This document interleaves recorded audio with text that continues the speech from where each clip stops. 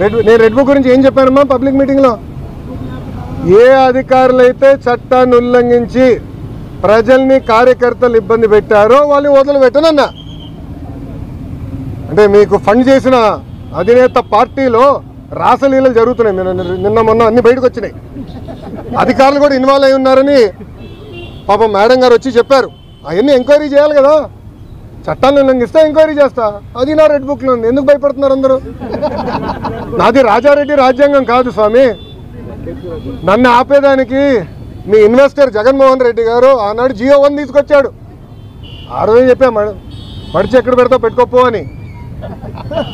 అదే జగన్మోహన్ రెడ్డి గారు ఈరోజు రాష్ట్రంలో ఎక్కడ తిరగండి వెళ్తున్నారు. Z+ కేటగిరీ సెక్యూరిటీ ఇచ్చి మరి పంపిస్తున్నాం ఆయన్ని. ఇంకేం కావాలి ఆధారాలు నీకు? సార్ రిషికొండ ప్యాలెస్ లోపల ఏముందో ఇంకా నేను చూడాల్సిన అవసరం ఉంది. అంత డబ్బులు ఎట్లా ఖర్చు అయిందో నాకు అర్థం అవట్లా. అంటే ఒక టబ్బు 30 లక్షలు అంటున్నారు. ఇట్లా అనేక వార్తలు వచ్చినాయి.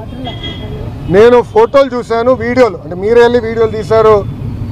అక్కడ ఛాంబర్ ఉన్నట్టుంది ముఖ్యమంత్రి గారు.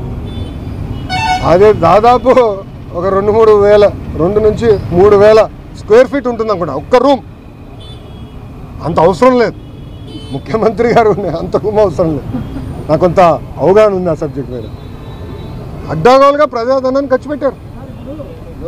దానికి దేనికోసం వాడాలి అనేది మళ్ళీ చర్చించాల్సిన అవసరం ఉంది.